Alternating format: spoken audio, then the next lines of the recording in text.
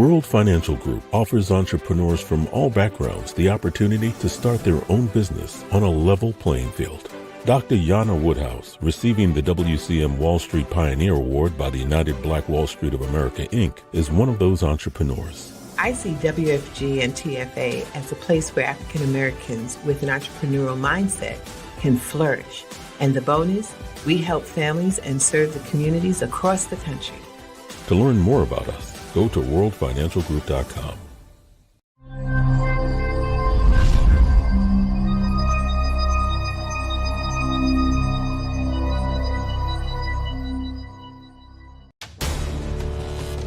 We are the sons and daughters of the soul. We are resilient and forever forward-thinking.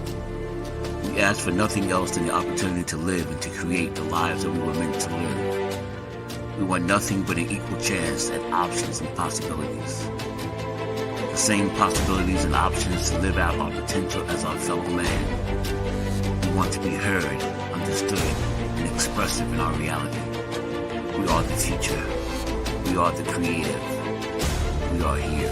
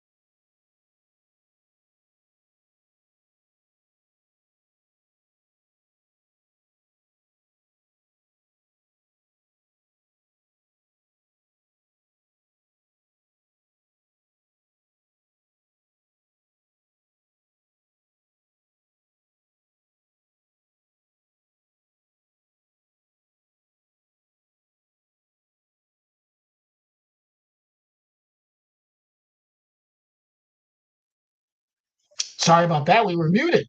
So let's do that again. Welcome to the program, everyone. Happy belated Mother's Day. Happy Mother's Day to those single dads out there. Welcome to the program. My name is Tyrone Glover. I am the Dress Down CEO of Leverage Credit Recovery, Yonkers Young Entrepreneurs, the Real Ones in the Room Substack series, and the Wealth Lab. And we want to thank you in advance for always making time to be part of the discussion.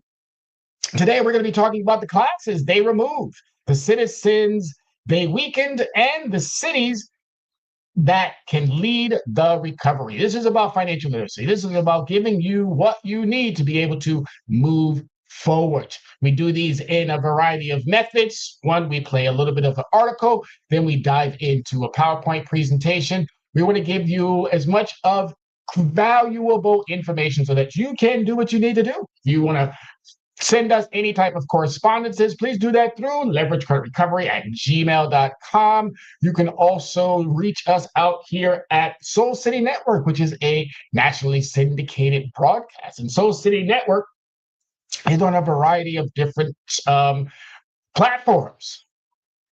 And one of those platforms is, you can see here, that we're on Roku, Fire TV, Apple TV, and we're doing our thing. We're making it feasible and possible for you too. So that's Roku TV, Amazon Fire TV, and Apple TV. We're going to give you a variety of different methods and spaces where you can join the conversation.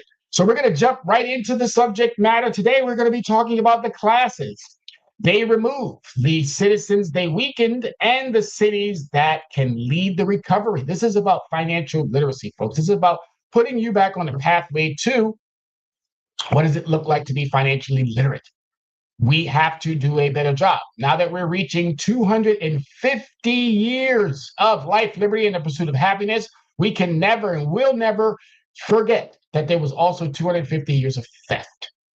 So we're going to start off with the article. We're going to play part of the article, not all the way through, because we want you to have some fun with going to our Substack. and actually reading or listening to it. And then we're going to dive into a PowerPoint. And I'm telling you, this PowerPoint lays it down. It is so informative, so good. If you want any of this material, please do not hesitate to send us an email at leveragecreditrecovery@gmail.com. Or you can reach us through Soul City by logging in to their Meta platform or right here on the YouTube platform, and we'll be more than happy to send that out to you. But let's go ahead and dive into that content. And as I said, the article first, and the article, again, it's a played article. We're going to play part of it, and then we're going to dive into that PowerPoint presentation.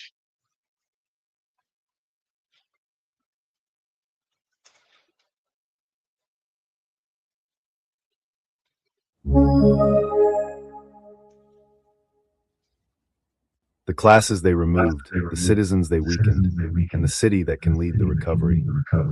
By real ones in the room. Thanks for reading. This post is public, so feel free to share it. When you remove the lessons that teach people how to live, build, govern, protect, repair, decide, earn, own, and think, do not act surprised when the people become dependent on systems that profit from their confusion. 3 questions before we begin. Question 1. If schools were always supposed to prepare students for life, why were so many life preparation subjects pushed aside, minimized, mocked, defunded, politicized, or converted into paid programs after they were once available inside public education? Question 2.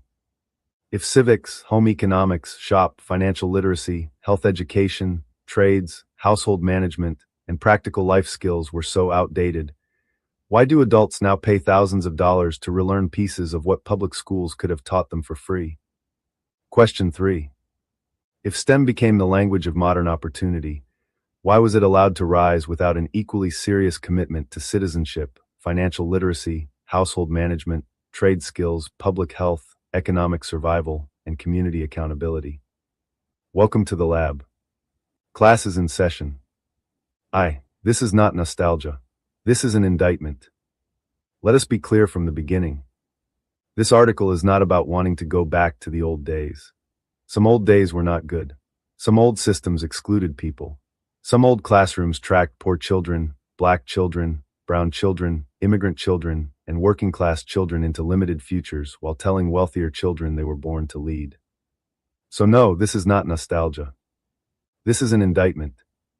This is about what happens when public education stops teaching students how to function as full human beings and starts measuring them almost exclusively by test scores, college branding, compliance, and workforce readiness.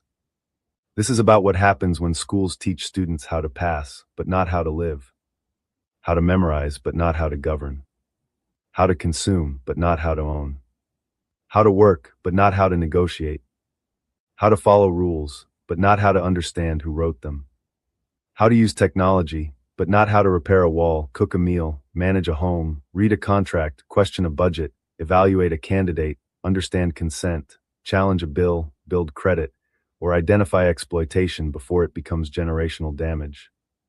That is not an accident. That is policy. That is priority. That is a system telling on itself. 2. The missing curriculum of citizenship. A good citizen is not simply someone who obeys the law. A good citizen understands the law. A good citizen knows where power sits. A good citizen knows how budgets work.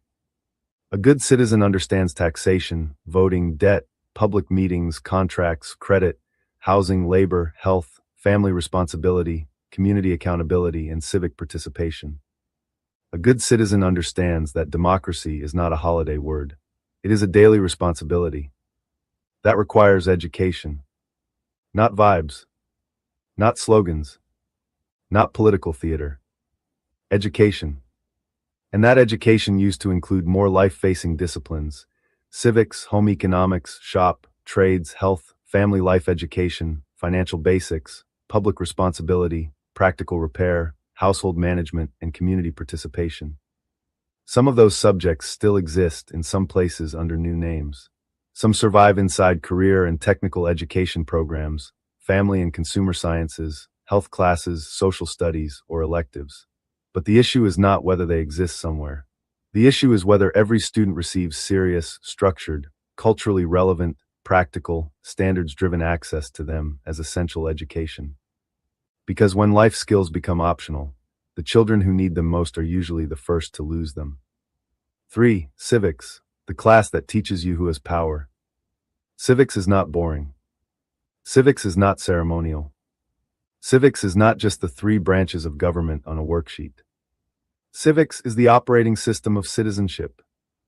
Civics teaches students how power moves, how laws are made, how courts shape daily life, how school boards spend money, how mayors govern, how state agencies regulate, how public comment works, how budgets are approved, how votes are counted, how districts are drawn, how rights are protected, and how rights are weakened. That is why civics matters. And that is why civics being weakened matters. The National Assessment of Educational Progress says its civics assessment measures the knowledge and skills critical to the responsibilities of citizenship in the constitutional democracy of the United States. In 2022, the most recent NAEP Civics Assessment was given to approximately 7,800 8th grade students, and the average 8th grade civics score declined for the first time. The score was also not significantly different from 1998. Let that sink in. After decades of technology, standards, reforms, testing, devices, dashboards, and education buzzwords, America's 8th grade civics performance is basically standing near where it was when the assessment began. That is not progress. That is a warning. And the warning is even louder when only 22% of 8th graders scored at or above proficient in civics in 2022, while 31% were below basic. So when people ask why young people do not trust institutions, why adults do not understand government, why communities feel unheard, why voters feel manipulated, why school boards become battlegrounds, why misinformation spreads, why public budgets confuse people, why civic participation is low, and why people do not know how to hold power accountable, the answer is not complicated. We stop teaching the operating system. Then we blame the people for not knowing how to operate. That is not education. That is entrapment. 4. Was social studies before civics, or did social studies replace civics? Here is the clean answer. Civics and social studies are related, but they are not the same thing. Civics is focused on citizenship, government, rights, duties, law, public participation, and democratic responsibility. Social studies is broader. It can include history, geography, economics, anthropology, sociology, political science, current events, culture, and civic life. Over time, much of what had been taught as civics and history was folded into broader social studies frameworks. That did not automatically destroy civics, but it often diluted it. One critique from the Jack Miller Center describes how schools lumped much of what was once known as civics and history under the heading of social studies, with current events sometimes taking priority over deep knowledge of institutions, history, and national principles. So the issue is not that social studies is bad. Social studies can be powerful. But when civics becomes a small slice inside a broad subject, and when teachers are pressured by testing schedules, political controversy, lack of resources, and competing priorities, the civic mission gets weakened. And when civics is weakened, citizenship becomes performative. People wave flags but do not understand budgets. People quote freedom but do not understand rights. People argue politics but do not understand policy. People vote sometimes but do not understand how power was structured before the ballot ever arrived. That is the gap. And the lab exists to help close gaps. V. Home economics, the class they mocked until everybody needed it. Home economics was never just cooking and sewing. That was the stereotype.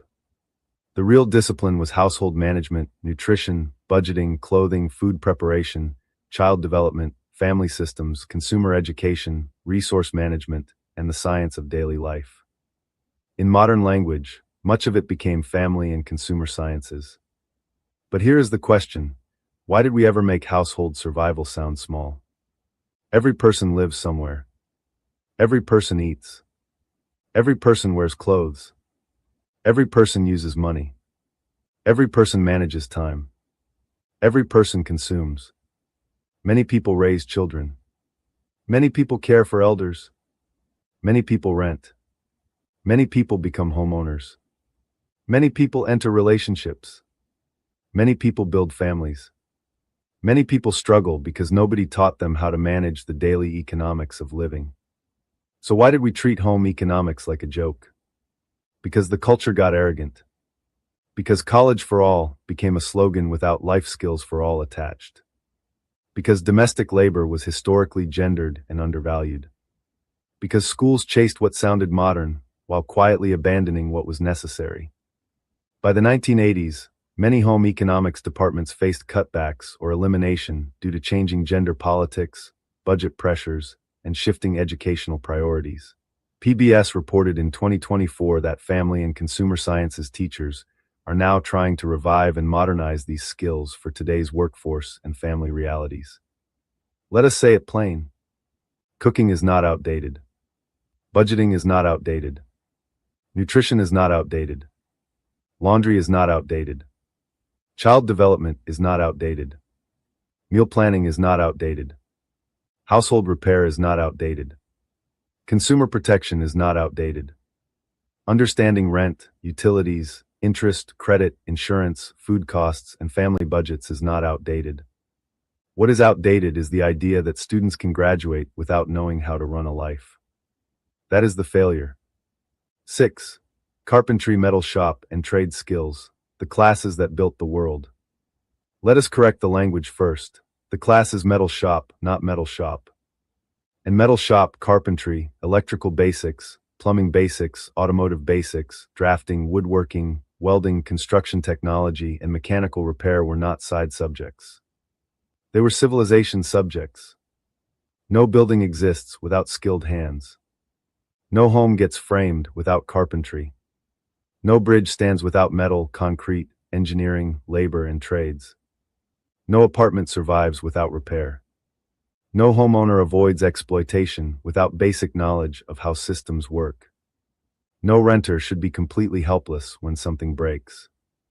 No community can rebuild itself if it produces consumers but not builders. Shop class taught tools, safety measurement, planning, patience, construction, repair, and respect for skilled labor. Then society turned around and told students that trades were less than, while charging adults real money to enter trade schools, certification programs, apprenticeship pipelines, and private training. That is not progress. That is a transfer of access. Vocational education has a complicated history. The 1917 Smith-Hughes Act first authorized federal funding for vocational education, but it also reflected a system that often separated students into tracks, with college preparation for some and non-college labor pathways for others. That history must be told honestly, because tracking was often shaped by race, class, and assumptions about who deserved leadership versus labor. But the answer to discriminatory tracking was never to strip practical skills from everybody. The answer was to give every student access to both academic excellence and practical skill. STEM and shop, college and trades, theory and tools, civics and coding, financial literacy and physics, public speaking and plumbing basics, entrepreneurship and engineering. Because the future does not belong to students who only know how to click. It belongs to students who know how to think, build, repair, analyze, negotiate, own, and lead. 7. Sex education, the topic people avoid until the cost shows up. Now let us address the sensitive subject with maturity. This is not about disrespecting parents. This is not about replacing family values. This is not about encouraging behavior. This is not about mocking faith, culture, or tradition. This is about cost. Human cost. Health cost. Emotional cost. Educational cost. Economic cost. Public cost. Family cost. Sex education, when done responsibly, is health education, safety education, consent education, disease prevention education, pregnancy prevention education, body literacy, boundary literacy, and decision-making education. Some people are offended by the subject being raised. Understood. But being offended does not erase reality. Students grow up. Bodies change. Relationships happen.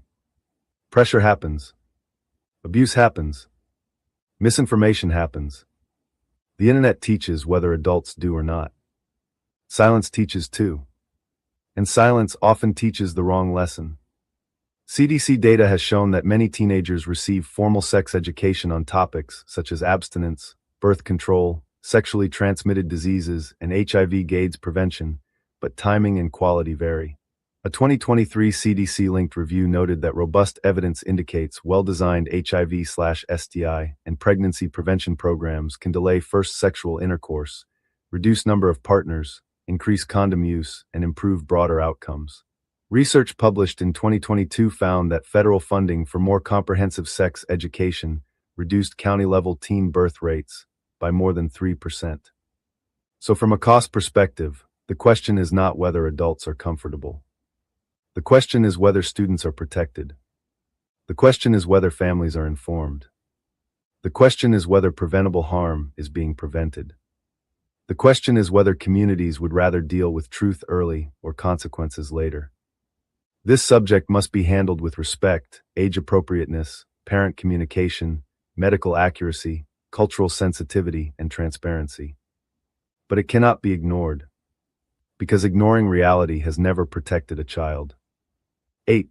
STEM, what it is, why it rose, and what it left out. STEM stands for science, technology, engineering, and mathematics. Its rise came from real concerns. America needed stronger preparation in science, engineering, technology, innovation, research, defense, medicine, computing, global competition, and economic productivity. The term became widely used in education and workforce policy in the early 2000s, especially through national science and education conversations tied to competitiveness. Let us be fair. STEM matters. Engineering matters. Coding matters. Mathematics matters. Science matters. Technology matters. No serious person should argue otherwise. But here is where the lab draws the line. STEM cannot be treated as the whole meal when it is only part of the plate. A student can code and still be financially illiterate. A student can pass algebra and still sign a predatory loan. A student can understand biology and still not understand consent. A student can build an app and still not understand rent. A student can pass chemistry and still not know how a school budget works. A student can graduate with honors and still not understand credit, taxes, interest, voting districts, insurance, basic home repair, nutrition, civic rights, labor rights, or contract language. That is the contradiction. America did not go wrong by promoting STEM. America went wrong by treating STEM as a replacement for life. STEM should not replace civics. STEM should not replace financial literacy. STEM should not replace home economics. STEM should not replace trade exposure. STEM should not replace health education. STEM should not replace public responsibility. STEM should sit beside them. Because the student is not just a future worker. The student is a future citizen, tenant, homeowner, parent, borrower, taxpayer, voter, employee, employer, entrepreneur, neighbor, juror, caregiver, builder, consumer, and leader. Educate the whole person or stop pretending the system is whole. 9. Who benefited when these subjects were weakened? Let us be careful.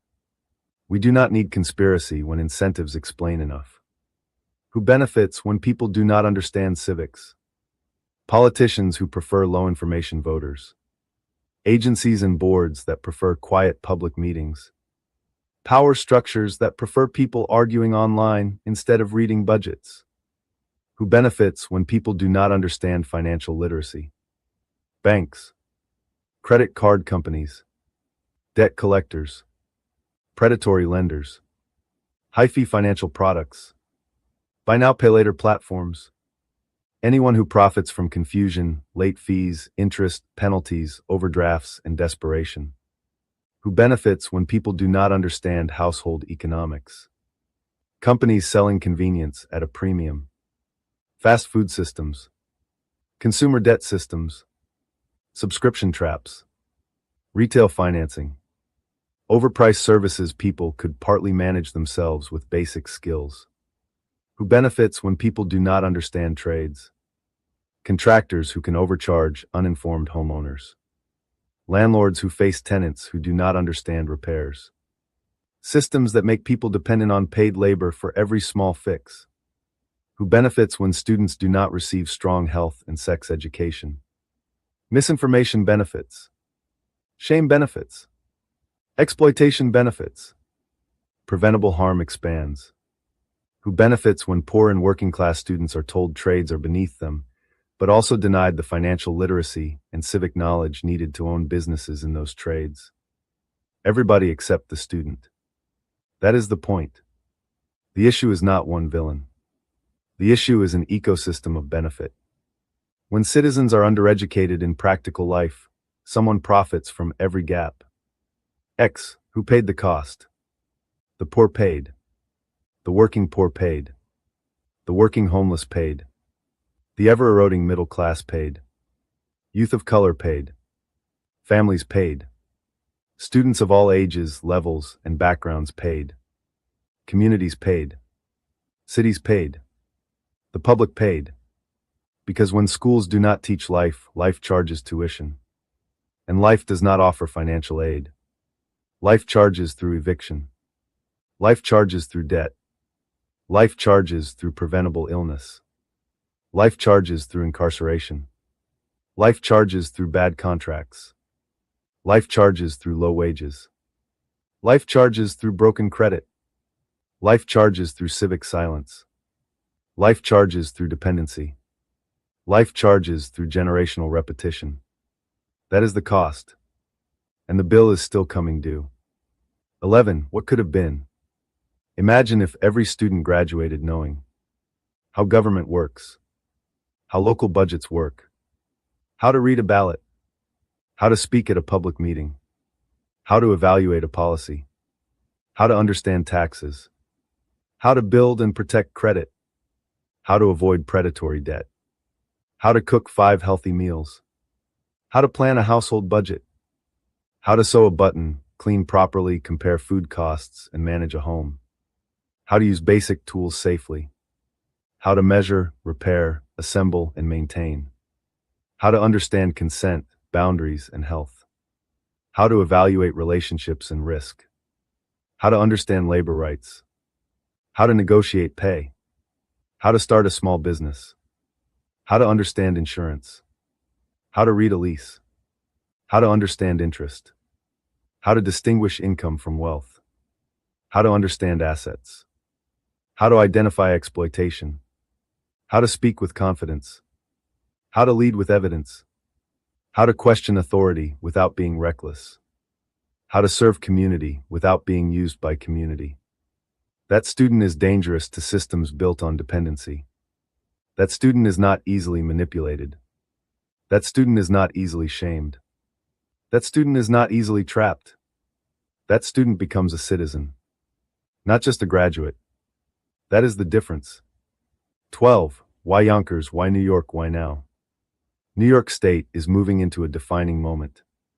The New York State Education Department states that personal finance education will be required beginning in the 2026 to 2027 school year for grades 5 to 12 and beginning in the 2027 to 2028 school year for grades K-4.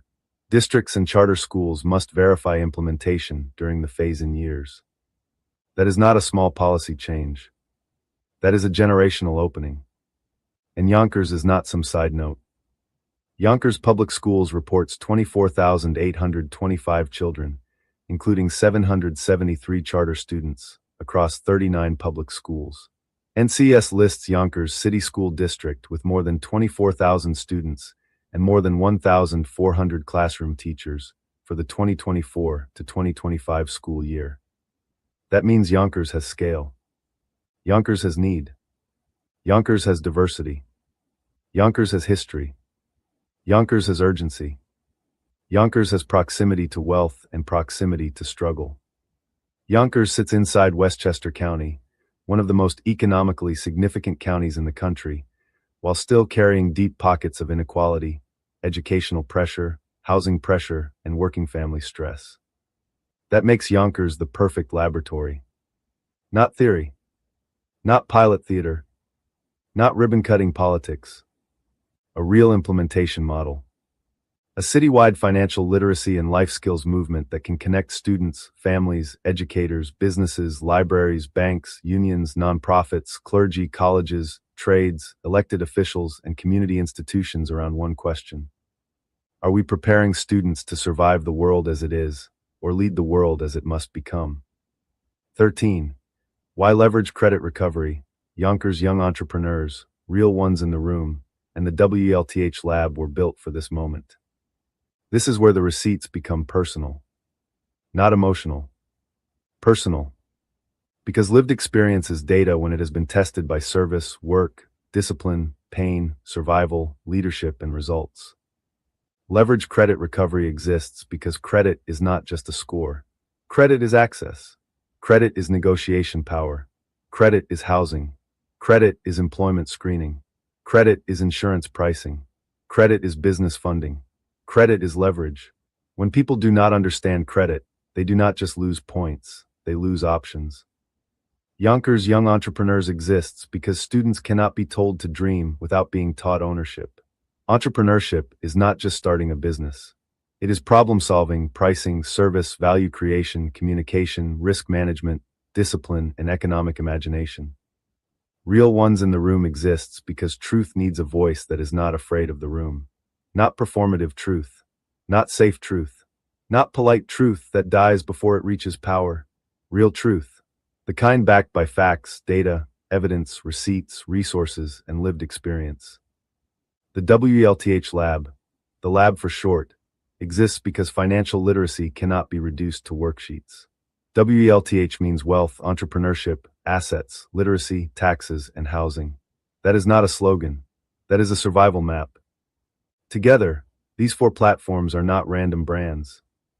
Their infrastructure, credit recovery, youth entrepreneurship, public truth-telling, financial literacy implementation.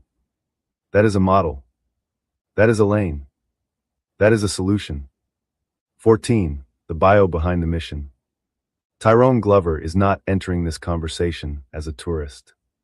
He enters it as a veteran, an oath taker, a product of Yonkers, New York, a proud African-American man, a family-first human being, a corporate professional with decades of experience across major companies and sectors, a business owner, a community servant, an educator who has spent years in and around classrooms, watching students in real time, not as data points, but as human beings with potential, pressure, fear, brilliance, humor, confusion, pain, and possibility. He has seen what systems do. He has seen what students carry. He has seen what families lack. He has seen what schools are asked to fix without enough support. He has seen what government announces, but does not always implement well. He has seen what businesses say they need while failing to invest early enough in the people they expect to hire later. He has seen what financial ignorance costs. He has seen what civic ignorance costs. He has seen what silence costs. And now he is saying, enough. Not because he hates the country, because he loves it enough to challenge it. Not because he rejects education, because he believes education must become more honest. Not because he attacks governance, because he understands governance is not government. Governance is structure. Governance is accountability. Governance is partnership. Governance is implementation. Governance is how people, institutions, organizations, communities, and systems coordinate to produce outcomes. Government is one actor. Governance is the table. And the lab is asking for a seat at that table because the work is already being done. 15. The bridge between parents, academia, and governance. Parents cannot do this alone. Schools cannot do this alone. Government cannot do this alone. Banks cannot do this alone.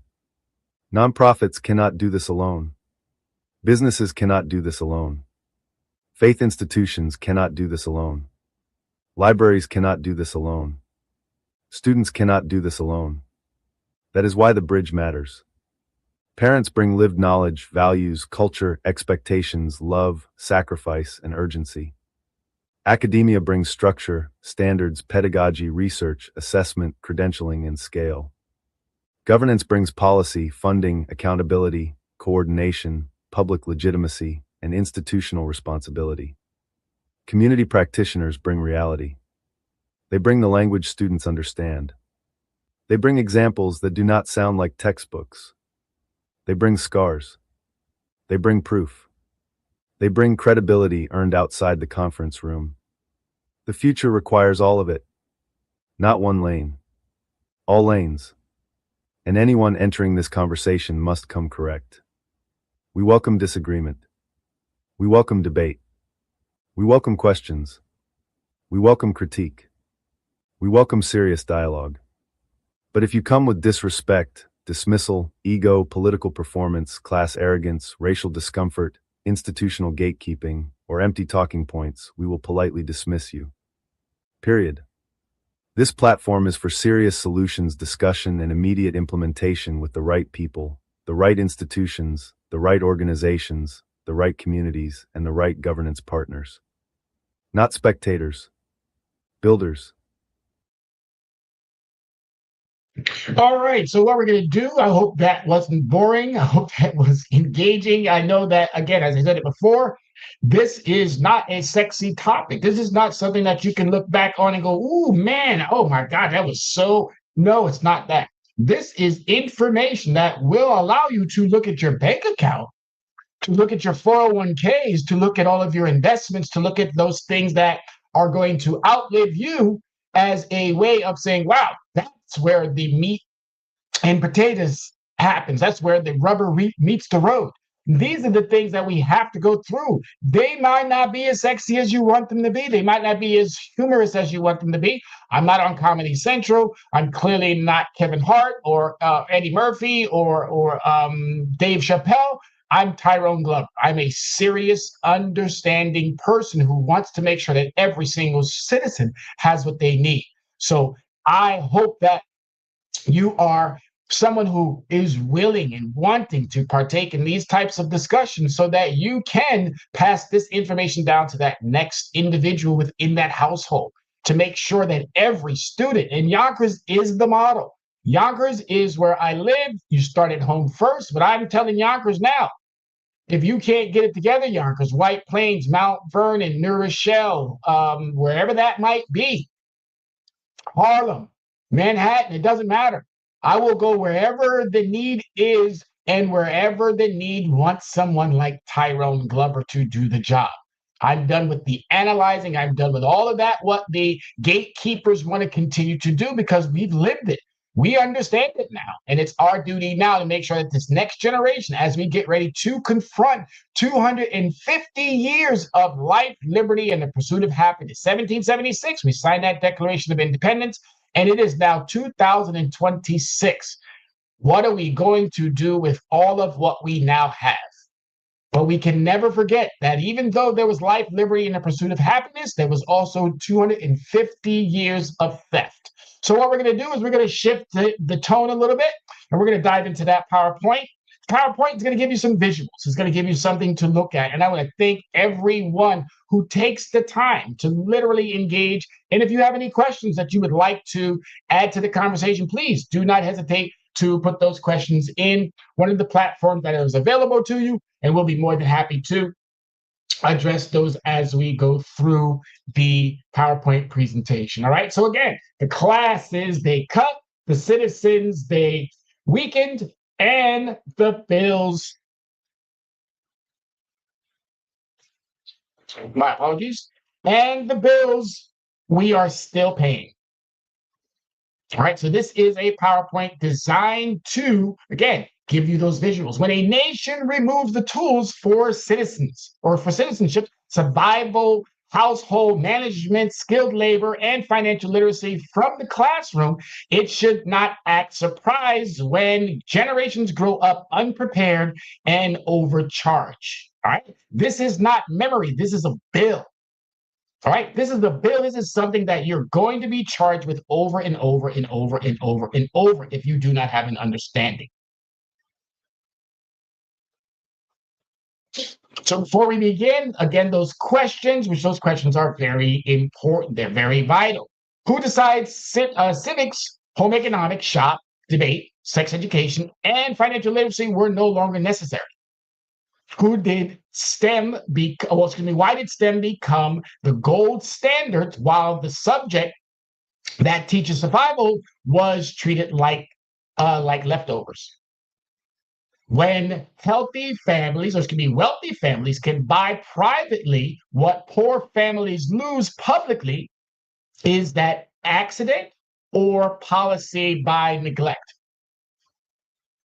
There's no reason to think about that. Those questions are something that should permeate, and you should really be thinking about, wow, this is now time for us to do what we need to do. So here you can see what was cut. What was cut was not extra. Civics. Civics is power and preparation. FCS, which is family community services, all right, that taught household survival. Shop, build and repair. Money, defense and literacy. And you're probably thinking, a financial literacy guy or a credit guy, how does he know so much about these topics? Well, as I said before, this is wisdom. Some of us may think of it as old, some of us may think of it as other things, but this is wisdom. This gray in my chin is wisdom. I get it all the time. You look so young. You look so young. Well, ladies and gentlemen, July 14th will be my 60th birthday, and I am super excited and happy about reaching that milestone. I've never been in prison. I've never been incarcerated. I've never been in any type of situations that have jeopardized my freedom, and I am so pleased to be able to say that. And those who have, again, rehabilitation allows for you to come out of those circumstances and do what I've done, even though I have never been in those circumstances. It is now overdue time for us to understand we have to do better. It's just that simple. We know better. Now we have to do better. So a diploma without life skills is paper with a seal. That's all it is. Graduation cannot be the finish line. If students leave unable to vote, budget, cook, repair, read contracts, and understand credit or question power. Rent is due. Interest compounds. Taxes filed. Credit reports update. Homes break. Bodies mature. Elections happen. The world after graduation does not accept "nobody taught me" as a defense. That is real. So we got to get it together. Civics is the class that teaches people. That's it. They are not powerless. So please understand that. Civics is the class that teaches people they are not powerless. Without civics, citizens confuse politics with governance and slogans with policy. And that's important.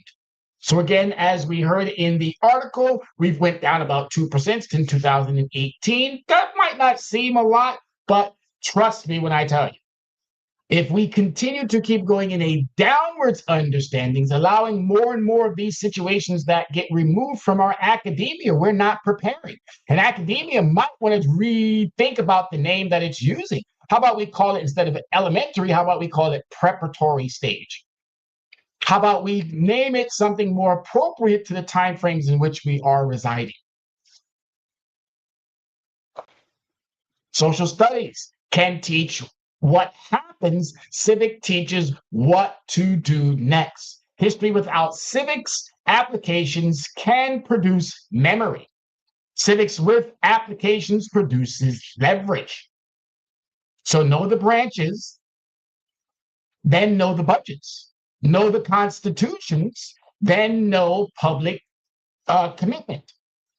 Know the movement, then know the district lines, the ballot access, the contracts, the courts, and the school board vote.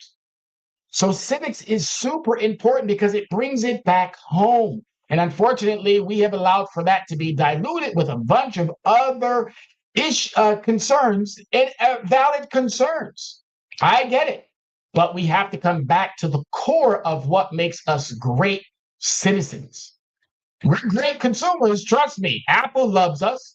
Macy's loves us. Old Navy loves us. All of these places, Verizon, and you name the telecommunications company, you name the fast food restaurant, you name the auto manufacturer, you name whatever it may be. They love us because we are consumers. And now we need to shift that priority to becoming better citizens. And yes, a financial guy, a credit guy who started off this career talking about credit had to reevaluate and think about more of a umbrella approach versus just a singular issue approach. And what I've come to find out over the course of being back here in my hometown of Yonkers, New York, is this is the right direction. So home economic was never just cooking. I learned how to sew, clean, you name it, wash, the whole nine gamut of what it was. And I want to thank Miss Peterson. I'm sure she's still around, but thank you, Miss Peterson, for helping me with that understanding. And I don't understand why they took it out, but I do understand budgets. We've removed so much from and focused on so little that we need to now reevaluate what does that look like. Are we producing citizens? Or are we producing the perfect consumer?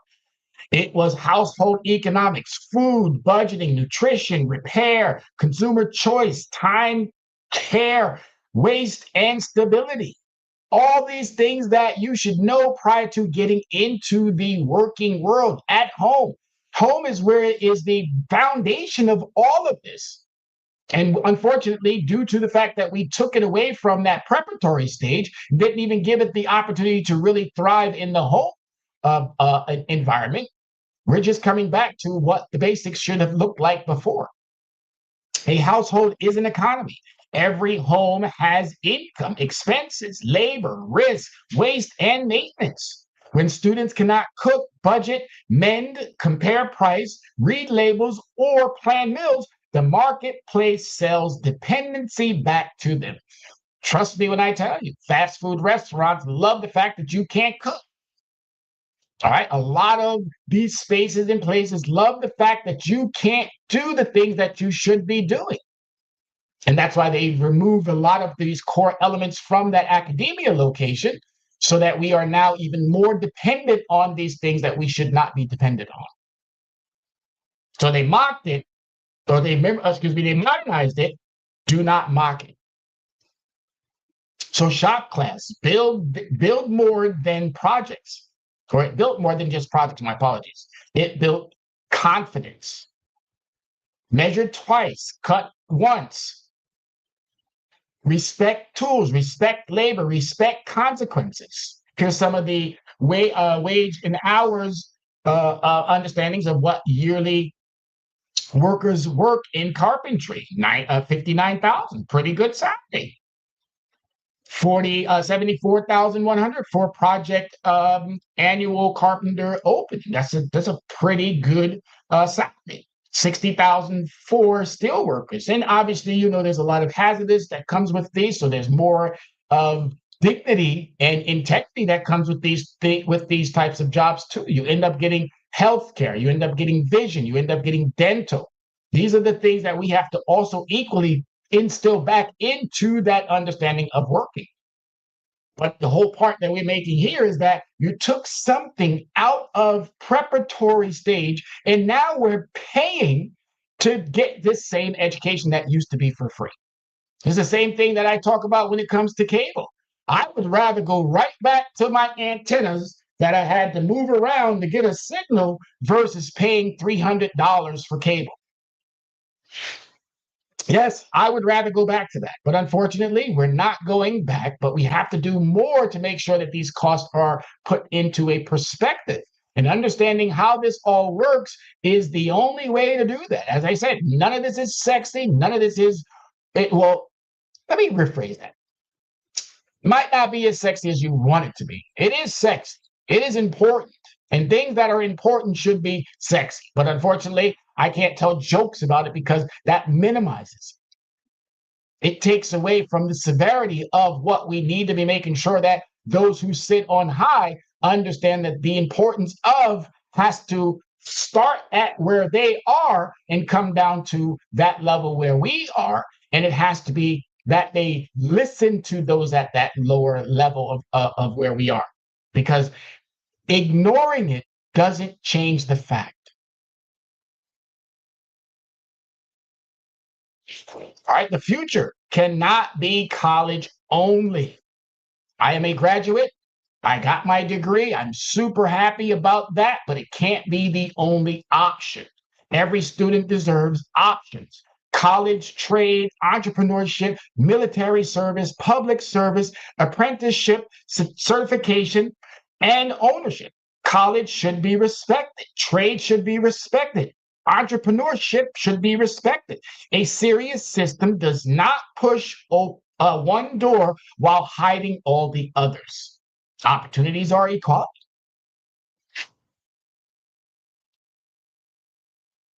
Sex education. I know this is a tricky subject, and I'm going to do my very best to, again, I do not mean to be offensive in any regard. It is not politics. It is public health, costs, consequences, and care. Silence is not a strategy. Avoidance is not protection, and ignorance is not innocence. The CDC, quality sex health education helps youth prevent STIs and unwanted pregnancies. Comprehensive programs can delay sexual initiation and increase contraceptive use among sexually active youth. All right, parents must be respected. Medical accuracy must matter. Dignity must remain centered. So this can't be something that's thrown together where we're offending individuals. No, it has to be done with the most sincere care and understanding of our youth, parents, and those who are bringing this into that vulnerable space.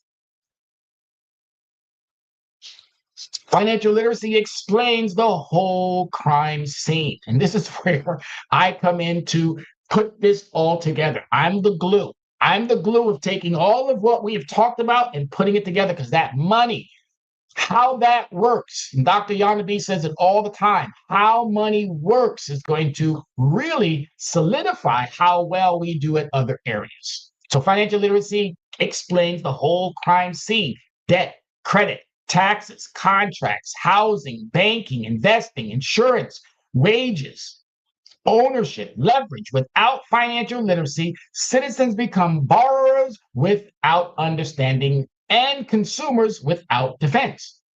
So New York's personal finance requirement opens a door. Yonkers must walk through it with seriousness. And I'm saying Yonkers because I start always at home. But I'm telling Yonkers, if Yonkers doesn't get it together prior to this new academic season, then Yonkers is going to have a problem with Mr. Glover. But I'm encouraging all other communities, whether you are in the Westchester, whether you are in the 5 boroughs, whether you are New Jersey, Connecticut, whether you are one of these 50 states, if you need Mr. Glover, please don't hesitate. Reach out, because I'll be more than happy if my city doesn't do what it needs to do. But being that we're so eclectic, being that we're so diverse, being that we are the 3rd largest in New York, depending on, again, where you get your information, we might be the 3rd or the 4th, it varies. But nevertheless, we are the ideal model to roll out a plan that could be scaled to New York and duplicated throughout the country. If we take this serious, but we have to want to take it serious. All right, so ladies and gentlemen, we know that we're coming to that close. We're about roughly a few more minutes into, and we want you, if you have any questions, concerns, comments, please drop one in really quick, but you can still reach us at leveragecreditrecovery@gmail.com. You can reach us here at Soul City Network. You can send me a text, 805-428-9424. I'll be more than happy to address whatever questions, concerns. If you want these PowerPoints, I'm more than happy to lend them out to you to do whatever. Or, again, let me come to your location. I'll be more than happy to present these findings, these discoveries to your crew and your group. So as we wrap this up, New York State, let's take a look really quick at the New York Open the Door. Yonkers can build the model. A mandate without implementation becomes paperwork. A mandate with community-rooted execution becomes a movement. So we know that the 2026 to 27 year is where they're going to open up the doorway. Can't wait until the doors are open to start preparing. We want to do a summer boot camp this year, right after school ends, and we want to dive right into the subject matter. 2027 to 28, that should be the implementation from K all the way through 12th. And then now is the time to prepare. Now must begin before the rollout, not after the failure. That's a strong point right there. So with that being said, again, let's move a little bit, see how much think we're about there. Getting closer and closer. Yeah, we got about 3 more minutes. So we'll get through a couple more of these. But overall, ladies and gentlemen, again, I hope that you understand the method, the reasons, the why we do what we do. We go through an article first because the articles are so designed to help you with that content, with that understanding. We know sometimes we might understand content, but we don't understand how to apply it in a concept. And then we dive into the PowerPoint presentation to give us that visual. I'm a very visual guy. And I know that some of you are equally as visible as I am. And sometimes we need that both. But let's dive right quickly into this. We are not against STEM. I want all academic professionals. I want all teachers. I want all of who resides in this space of academia. We have nothing against STEM. We are against STEM without life. All right? Coding without credit. Calculus without contracts, robotics without rent, engineering without repair, innovation without ownership, STEM plus civics, STEM plus financial literacy, STEM plus trade, STEM plus home economics, STEM plus ethics, STEM plus entrepreneurship. Modern education should expand capacity, not erase practicality. Let's hear that one more time. Modern education should expand capacity and not erase practicality. So plus, not instead. Woo, that was powerful. That was powerful. All right, so as always, I love doing these shows. I embrace these all the time because it allows for me to do what I do best. Hone in on my skill. Hone in on that which I believe I am positioned ideally for. Yes, my plus 59, about to be 60 years on this planet, my 40 years of being engaged, watching and paying attention, and now being at an age where I'm going to speak out. And I'm going to speak out forcefully because it is overdue time. 250 years, July 4th, this nation has promised us life, liberty, and the pursuit of happiness. And unfortunately, there has been 250 years of theft, generational wealth theft, dignity of labor theft, household theft, separation of the parents in the household theft. Children growing up on their own, practically theft. These things must come to an end, and the only way for that to happen is with us united. So with that being said, ladies and gentlemen, thank you so much for tuning in. I want to give you all again the utmost of my appreciation, and as always, be safe. We are the sons and daughters of the soul. We are resilient and forever forward-thinking. We ask for nothing else than the opportunity to live and to create the lives that we were meant to live. We want nothing but an equal chance at options and possibilities. The same possibilities and options to live out our potential as our fellow man. We want to be heard, understood, and expressive in our reality. We are the future. We are the creative. We are here.